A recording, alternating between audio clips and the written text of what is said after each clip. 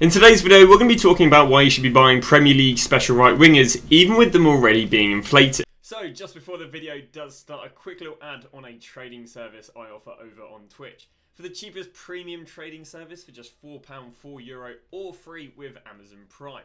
You'll get yourself daily trading and investing guides covering both Xbox and PlayStation with an array of different techniques depending on your budget. I've been trading for over 10 years, making over 100 million on multiple titles, and recently making over 10 million in the first month for the last 3 years. So in today's video, what we are going to be doing is we are going to be covering the trend on why you should be buying Premier League right wingers, how this trend compared to last year, explain to you guys why actually buying something already inflated isn't actually that bad. We're going to talk about the conditions needed for these right wingers to do well through the week, and then finally I'm going to recommend some investments with prices at the end of the video. So we did cover this trend earlier in the week, but I'll give you guys a brief understanding of this trend. Basically, if we look at last year's team of the season, we can see that there was only one team of the season left back, and that was team of the season Cancelo. Now, as a result of there only being one left back, and that left back was 900k, what it meant is it meant that people couldn't afford this card, people weren't packing this card, and instead what they had to do is buy old special Premier League left backs. What this then led to do was it led to rise all Premier League left backs. As we can see right here, Reguilon, who went from 49k, and he ended up here at 103k. Well, the trend we're going to be talking about today is going to be talking about, even though these players are up a little bit at the moment, are they still a good investment? Because you can see right here that it wasn't him just rising Friday to Saturday. Yes, I would say that is the bulk of it. But we can see he rose from Saturday to Sunday, Sunday to Monday, Monday to Tuesday he was flat, but then rose Wednesday to Thursday.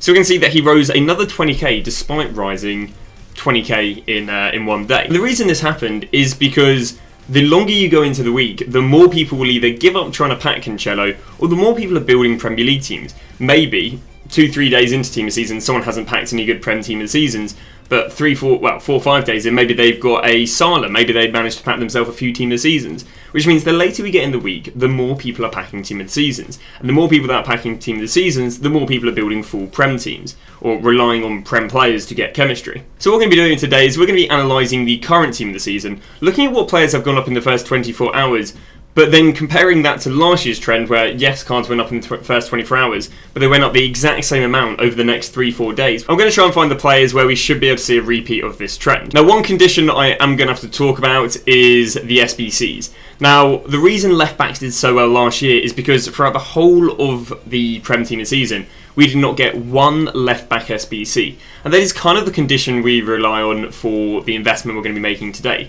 At the moment, all the SBCs we're aware of aren't going to affect the investments I'm going to recommend. But one day down the line, 2 days down the line, it might get leaked that there are going to be player SBCs that will affect these investments. So we'll be talking about that in a second. So we got the Prem team of season, and there's a fair few players who are more than I thought they'd be, and then there's also a fair few players who are less than I thought they'd be. Which is one of the reasons why the left back investment certainly didn't work. Because what you got to appreciate is a price on the market has two things: supply and demand. So if we think that the left back is going to be very highly demanded, and we thought the previous special card was 200k, we could go off the presumption that, Zinchenko potentially would cost 200-300k, maybe even more. Well, yes, there might be the demand for that, but the supply for Zinchenko is way, way heavier. Supply is something we don't know until they're released, other than the obvious Haaland's team of the season isn't going to be as supplied as Zinchenko, but we don't know, is Zinchenko going to be supplied as much as Bruno Guimaraes? Is Zinchenko going to be supplied as much as Ramsdale? That's just something we don't know until kind of the first hour. And it was very obvious in the first hour when Zinchenko was 85k that, hey, this is not going to be a 200 to 300k card, because cards just don't go 200 to 300k from 85k, which he was in the first 20-30 minutes. So sadly, he's not worked as an investment. But let's go through some of the other positions. We've got strikers. Strikers are covered both cheap and expensive, with the likes of Kane, Haaland, Rashford, Son. So I wouldn't really say there's too much there to do with strikers. We'll then move to right wings. This is the position, in my opinion. The right wings, we have 3 million coin Salah and 750k Saka. Very, very similar to the Cancelo, because there's nothing cheaper than 750, and I don't think Saka goes below 500 to 600k later in the week. And on top of that, again, all the SBCs, the left wings at the moment. None of them have right wing utility, which is again another really, really good thing for the right wings. Now, this is what I was talking about a second ago, is if we do get a right wing SBC, there is a chance they are hyper undemanded. EA is renowned for releasing extremely overpriced SBCs during Team of the Season, but as soon as we know there's a right wing SBC, I'll be honest, I would just bin off the cards. You'll probably be at profit as long as we don't have a right wing SBC within the next 2-3 days. We then get to centre mids. Centre mids are okay, but there is a Paulinia that people will be able to get probably as early as Monday, so I would kind of hold off going for centre mids, CDMs and cams, especially as Bruno's getting cheap, Casemiro's getting cheap, and Odegaard's getting cheap. Very, very cheap players. Right backs, wouldn't touch them with a barge pole. Trippier, very cheap. Reece James, very cheap. Left backs, wouldn't touch them. Zinchenko's very cheap. Which brings us down to, I guess we've got left wingers. Rashford, not cheap. Martinelli, the problem again is we're getting Matoma. So again, I wouldn't touch left wingers. So far it's just right wingers. We then get to centre-backs. And I think centre-backs is a very, very interesting position. Because none of them are cheap. We got a Varane who is 2.6 million. We've got a Saliba who is 490k. And we've got a Diaz who is 825k. So centre-back, other than right wing, is the only position that we don't have a player who's under 400k. Which as a result means if people can't afford these 400k players, they've got to go and buy the old special cards, which is kind of the whole trend. Now the one problem we have with these that we don't have with the right wingers is there is actually a leaked Laporte SBC. But if I go back to last year, we actually had a flashback Joe Gomez SBC that did not drop any centre-backs and they just continued rising. Because he was deemed as overpriced and undemanded. On top of that, you do need 2 centre-backs in a team. So I'd say what we're going to be looking at today is basically right wings being the best.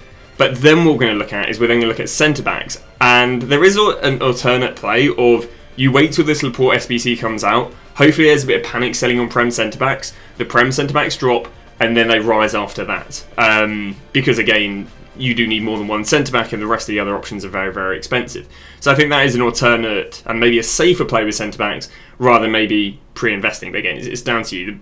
Until we get the Laporte, the centre-backs should keep rising every day like they did from yesterday to today. So when I'm looking for players to go and invest in, I'm actually only looking at players that are up from yesterday. And the reason for that is because the first 24 hours shows me fully who people are buying and who people are selling and replacing. For example, we've got Phil Foden, who, yes, is a right wing, but I think because he's got that left wing and he's got that centre-forward utility, he's being replaced by Mitoma, he's being replaced by Martinelli, he's being replaced by maybe Kane if they're playing him for striker, maybe he's being replaced by Odegaard, because you could argue in-game this card's quite a cam. So when it comes to right wings, I'm only going to be looking for stuff that's up, because if it's up at the moment, it means that people are buying them for their team. If it's down at the moment, it means they're being replaced in their team. So someone like Foden, who went from 200k to 170, we are ruling out, and what we're going to do is we're going to go and find some players that are inflated, but we don't believe this is the end point. We believe they're just going to keep rising and rising and rising unless there is a right wing SBC. So the first card that's actually popped up that's risen is 88 Saka. Now this is quite interesting because his team of the year normally didn't go up, but this one did. Now it might be because this is 1/3 of the price and therefore the price difference is way big enough. But we can see that this Saka yesterday went from the likes of 55k, then went up to 60k, and he's been holding high 50s, near 60, which shows that there has been an increase in demand for him as of the last 24 hours.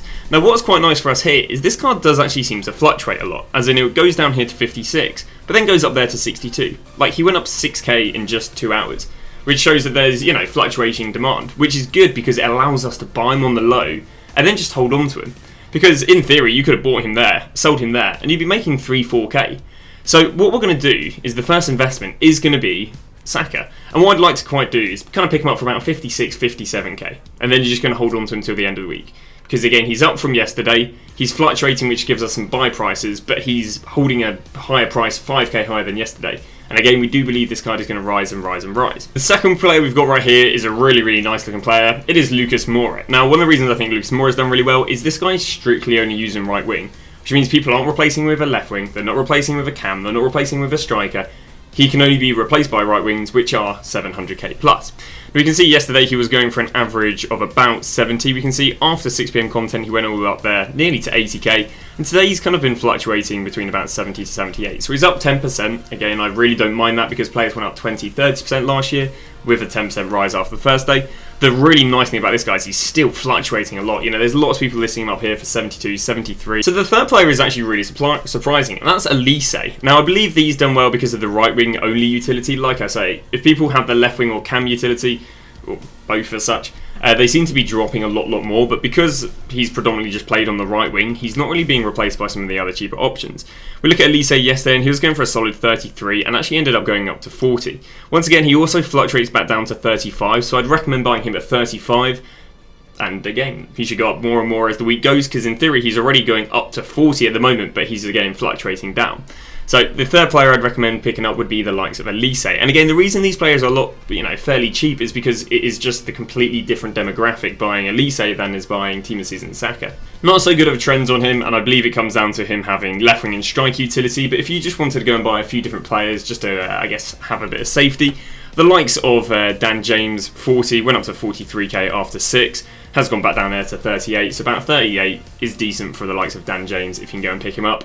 Again, I think he's a little bit more dodgy because of the striker / left wing utility, but we did see a rise in him yesterday, and it allows you to have a bit more variety in your investment. And interesting enough, that is every single right wing that went up in price. So there really weren't many, but it is predominantly the players who really just have right wing utility, because even players like Cole, who we know is really, really well demanded, we saw loads of games being played with him when Trophy Titans was out. He didn't really do that well because people seem to be starting him in left wing, starting him in cam, and he's very easily getting replaced by Odegaard.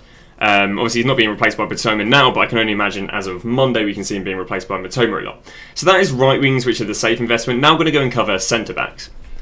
So what you have to remember with centre-backs is these cards are going to rise and rise and rise until Laporte comes out, and then it's going to be completely subjective on how good value for money is Laporte. Is going to be, are these cards going to go and drop in price, or are they going to be like, well, I don't really care about 500k Laporte that has underwhelming stats, and they continue to rise. The very safe play here is actually hold off buying these cards until the Laporte comes out, then we can analyse, is he really well demanded? And if he is really well demanded and he crashes these centre-backs, buy them about 2-3 hours after 6 PM because they will rebound going later into the week. Again, if you want to take a gamble, you can go and buy them now. Gamble that Laporte doesn't come out until Wednesday, Thursday, and then they follow the current trajectory of just rising and rising and rising. So let's go through a few of the best centre-backs. So the first of the really, really well-performing players was Mark Gahey. Mark Gahey went up 20% yesterday from 42k up to about near 50k today. Now you can still pick him up for about 45, 46k, which isn't too bad. Again, understanding the current problems and the current gambles with him. But yeah, had a really, really nice rise of 20% yesterday, which shows really, really good demand because of, the price difference between him and the other centre-back. Second player we come across is Kunate, who went up 10% yesterday from basically 90 to 800. Currently still sitting at about 100, although, again, is dropping down to fluctuations at 90 and then fluctuating back up to 100 again. So 90k, not too bad for the likes of Kunate. We then get to Ben White with a 10% rise yesterday of 46k up to 52, just over 10% actually. Fluctuates down to about 47k right now. But yeah, not too bad. Not too bad. Nice little 10% rise, and he's been very, very proven in the past of having good demand. And this is an investment, but this really just shows you about how the alt positions are really affecting, players going down. As for Equator, who again is kind of the price range of a lot of the centre backs who are the best performing, up 10%, up 20%, actually went and dropped about 20% yesterday, but I'd argue the majority of people were probably playing him centre back, but I think because he's got that right back and right wing back utility, we're seeing him being replaced by Reece James. So is why with these centre backs we're probably only going to look at players with centre back utility, because I'd imagine it's the exact same if I go and show you Lisandro Martinez. And yeah, it's the exact same with Lisandro Martinez, not maybe as extreme, but he went from 39k, dropped 2k, whereas other centre backs of his price range went up 20k, so it's kind of like a cumulative like 20 to 30% difference between him and the others. And that's just because there's cheap CDMs, there's cheap left backs, and he's being replaced in those positions, despite people maybe thinking he's majorly just a centre back. Another well-performing player was Badiashile, went and picked up from about 57 up to 65k, so it's about a 12-13% rise. Not fluctuating too low at the moment, 60, 62, but yeah, as a decent rise, and we've seen there's been some decent demand on him. Another interesting player, he's only got left wing back utility, so I don't believe he's been replaced too much by Zinchenko. We're looking at Luke Shaw. It's about 47k yesterday. Well, he picked himself up to 50k, and today has actually been nearly over 50k from the whole time that EU's away, picking up there to 52, and I do believe he can continue rising during the week. Really, really well demanded card in the past, so I do see him doing pretty well. And also fluctuates down here to 44k, so that'd be an amazing pickup as long as, again, you're happy to gamble on the centre-back SVC either not being demanded, or you're happy to gamble him coming later in the week, giving these cards enough time to rise. A really interesting card, it's very, very cheap, but is an informed Joe Gomez. Informed Joe Gomez has amazing demand in the past.